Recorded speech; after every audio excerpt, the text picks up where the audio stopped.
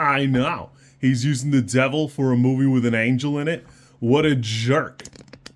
Anyways, we watched Good Fortune. I like this movie quite a bit.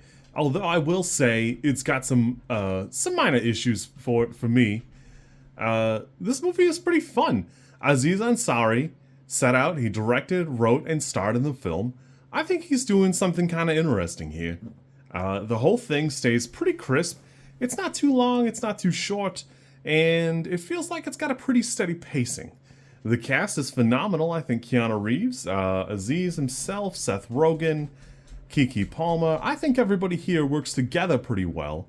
And we'll talk about the problems here in a minute. I want to talk about the good parts. For me, I could watch Keanu Reeves have this awkward, I'm trying to be a human and things are not quite the way I thought they would be episode for about 5 hours. I think for 5 hours that would be pretty funny to me. Or just moments where he's looming in a corner going, yeah, it's not so easy, is it? And Aziz going, yeah, it's not that big of a deal. I didn't really care about that, so who cares? There's an element that it really does lock in how good Keanu can be in things, and Aziz is doing a pretty good job as a director where he picks up a character, matches it to an actor, and they both together do a fantastic job. There's an element of this that's present the whole time, and I really don't get tired of the way it's presented. I think that they do a fantastic work here.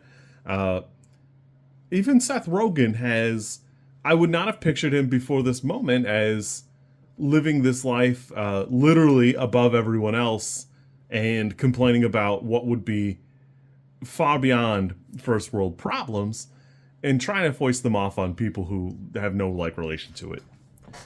That said, there's a little bit of a gap here where Keke Palmer seems like kind of important to the plot and stuff, but she really doesn't get a lot of focus. She definitely has a little bit more going on than Aziz himself, and it just feels like a missed opportunity because she's great in the movie, but it's almost like a surprise when she returns to the screen, which is kind of a weird vibe. I don't really know.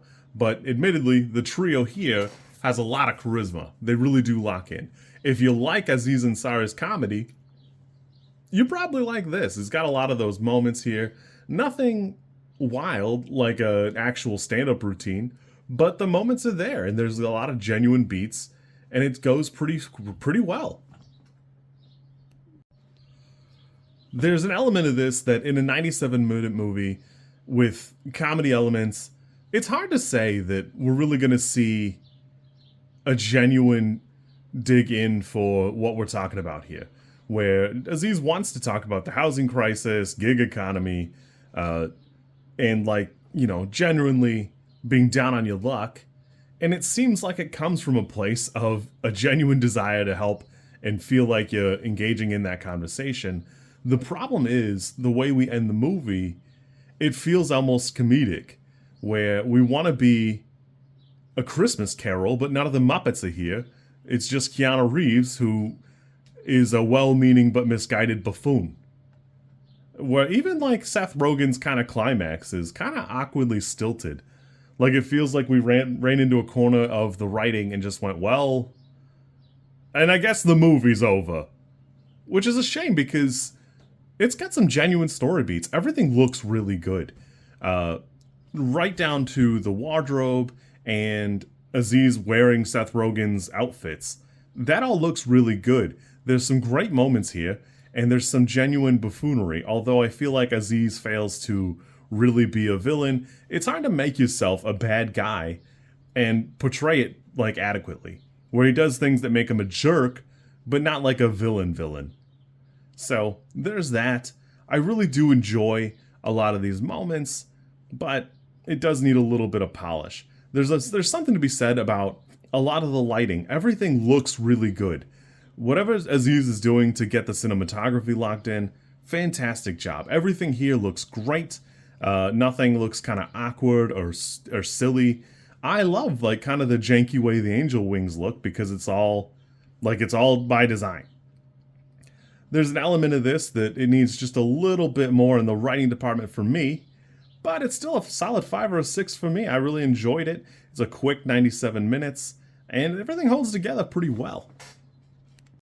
Overall, I don't think it's going to have like a crazy standout in engaging with the material the way some people are probably going to want. It is effectively a pretty simple and straightforward Scrooged or something like that, but it's handled pretty well. It's done pretty well, and it's produced well. It's a great length of film, 97 minutes. It's a nice, quick, crisp romp. I had fun.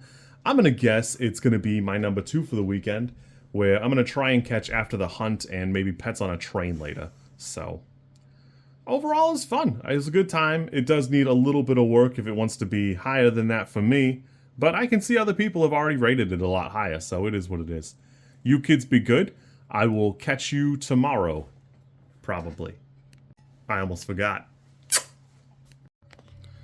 If you like this content, I'm supposed to ask you to like, comment, and subscribe. I think like is here, and comment is probably down there, and subscribe over there somewhere too, I think. I don't know how many times this like snippet is gonna make it into a video. Everybody says you should do it this way, and I always thought it was just like an annoying thing other YouTubers did. And as you know, I am bad at editing, so if you like it, great, I'm happy for you. If you don't like it, I'm sorry.